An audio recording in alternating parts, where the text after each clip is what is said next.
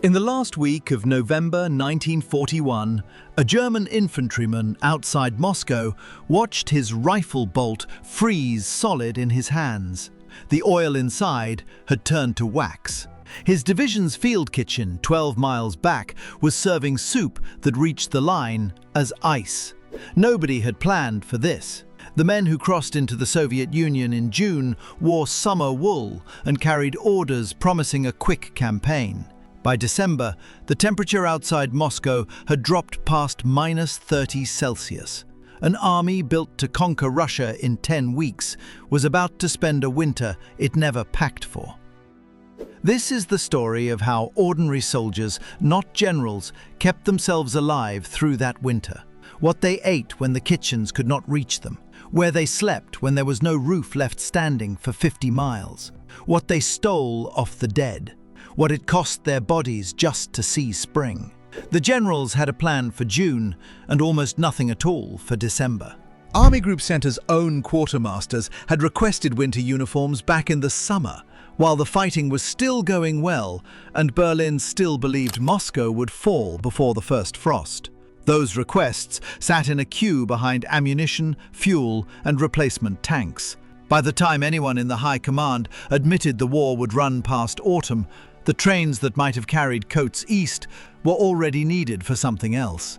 The soldier freezing in a trench outside Klin in December did not know any of that bureaucratic history. He just knew his feet hurt, then stopped hurting, which was worse. Start with the food, because everything else on the Eastern Front bent around it. The German army fed its men through a horse-drawn field kitchen, the troops nicknamed the Gulaschkanone, the goulash cannon, for the stovepipe chimney jutting off its kettle. On paper, the daily ration was generous. A soldier was supposed to get roughly 1.5 pounds of bread, 5 ounces of meat, 1 pound of potatoes, plus sugar, fat, and coffee, adding up to somewhere between 3,600 and 4,500 calories, depending on how close he sat to the fighting. That was the plan drawn up in Berlin. Reality on the road to Moscow looked nothing like it. The bread betrayed them first. Kommissbrot, the standard rye loaf, was baked dense so it would survive weeks in a supply wagon. In summer, that worked. At -20, a loaf of Kommissbrot turns into something closer to a brick. Soldiers wrote home describing axes and bayonets used to hack rations into edible pieces, then holding the shards under a coat or against bare skin, just to soften them enough to chew without cracking a tooth. Some men gave up and sucked on frozen crusts like hard candy, waiting for body heat to do what an oven should have done. Getting a hot meal at all depended on the field kitchen reaching the line, and by December the roads themselves had turned hostile. Diesel gelled in the cold. Horses, already thin from a summer of forced marches, struggled to drag loaded kitchens through drifts that swallowed wagon wheels to the axle. When the Gulaschkanone did arrive, cooks fought a losing race against physics. Soup that left the kettle steaming could freeze into slush before it covered the last half mile to a forward foxhole. Men chipped their dinner apart with a knife. Some chose to skip the meal entirely rather than risk a tooth on a frozen potato. So they improvised, the way hungry men in uniform always have. Where the front stabilized long enough for units to dig in, small groups pooled mess kits over open fires, because a shared fire meant shared fuel in a landscape already stripped of wood for miles around any position. Villages Soviet forces had abandoned or that German units had burned during the advance offered up whatever livestock hadn't already been requisitioned. Horses that died from exhaustion or wounds did not go to waste. An army that could no longer count on its own supply lines learned to butcher a frozen carcass with the same efficiency it once reserved for beef. A dead draft horse was several hundred pounds of calories that no train from Poland was going to replace. That supply line was the actual disaster, and it explains almost everything else about this winter. Soviet rail gauge was wider than German track, so captured lines had to be relaid before German trains could use them, and that work competed for priority with ammunition, fuel, and reinforcements.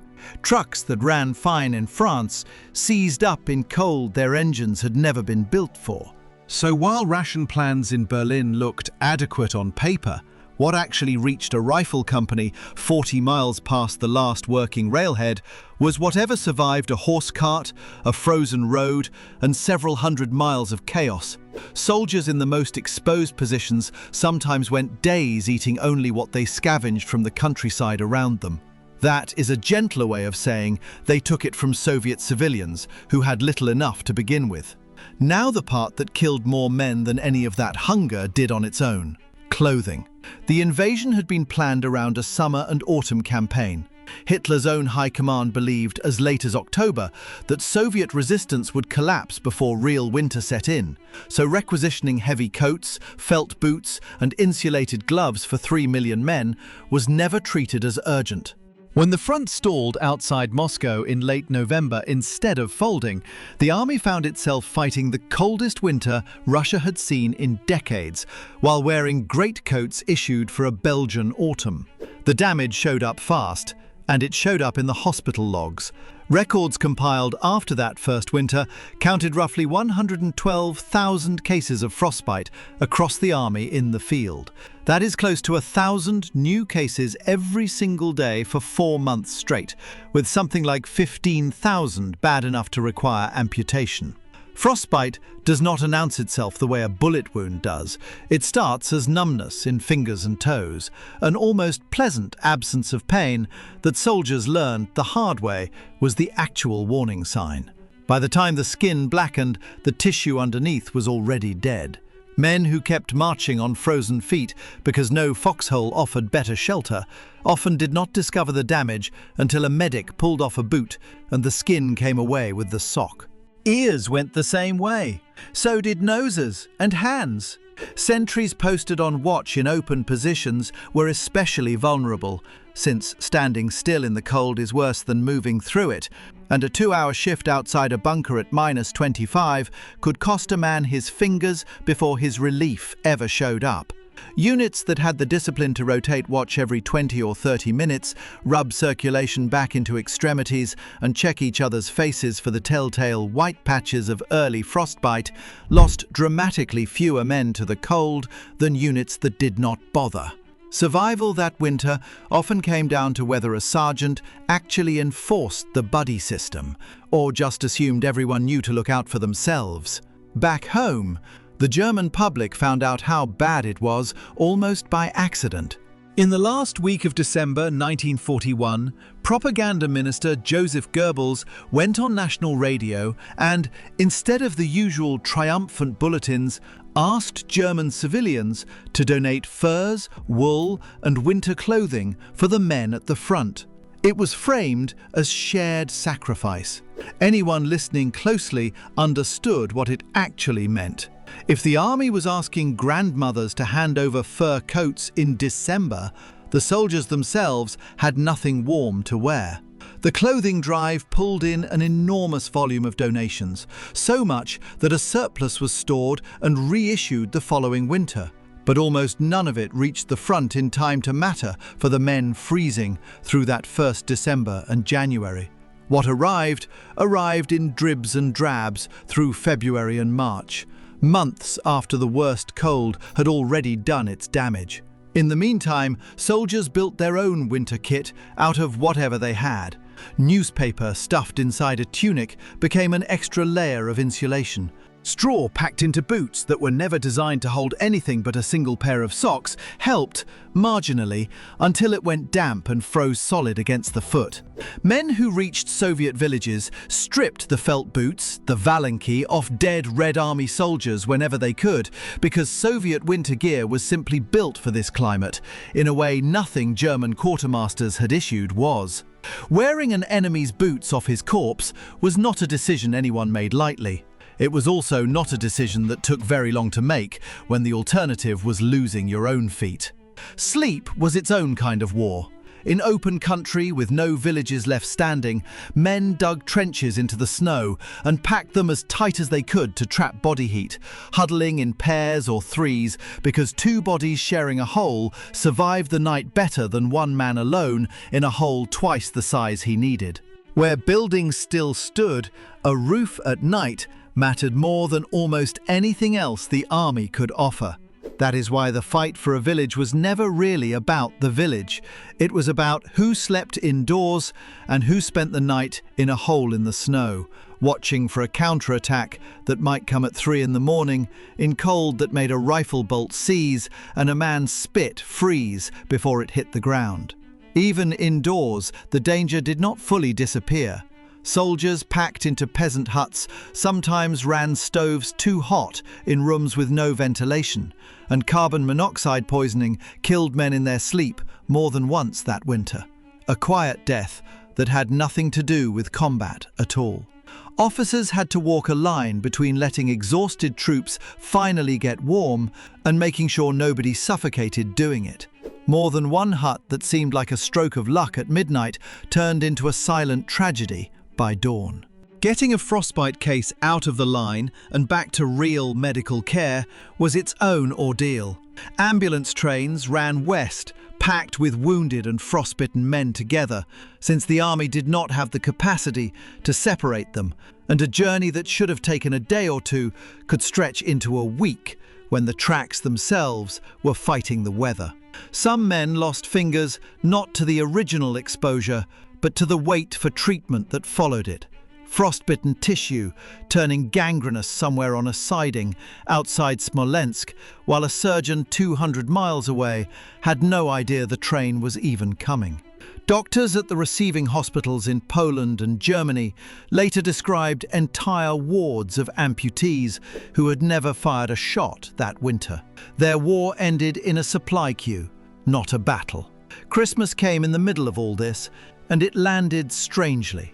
Some units managed small fir trees dragged in from the forest and a handful of candles, a deliberate scrap of normal life staged in a bombed-out farmhouse 300 miles from home. Letters home from that period describe men trying to sound cheerful for their families while writing from a dugout where the ink itself kept freezing in the pen. Goebbels' radio address had already told the country the truth in code. Nobody needed to spell out what a Christmas card from the Eastern Front in 1941 actually meant. And then there was the Vermin, which nobody back home ever put on a recruitment poster. Lice thrived in the layers men wore for weeks without washing, since taking a coat off at -20 was its own kind of risk. Delousing became a genuine tactical concern, not a hygiene afterthought, because typhus rides on lice, and an outbreak in a packed dugout could take down a unit faster than an artillery barrage.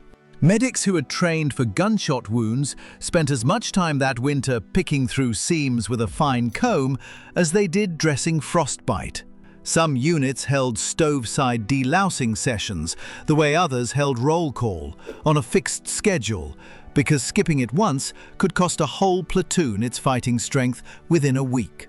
Weapons suffered right alongside the men who carried them.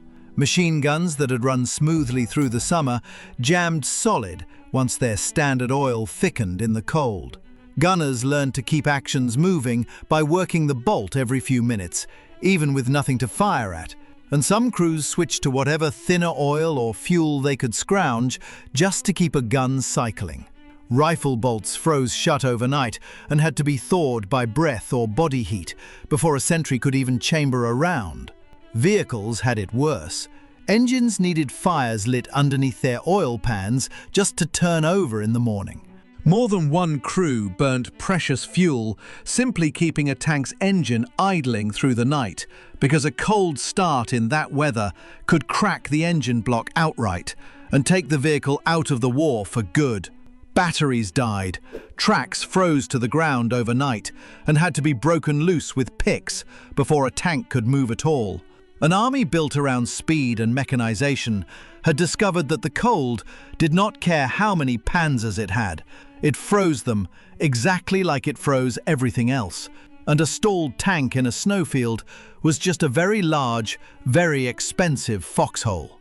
Put the numbers together, and the winter of 1941 into 1942 reads less like a single event and more like a second front the German army fought entirely on its own.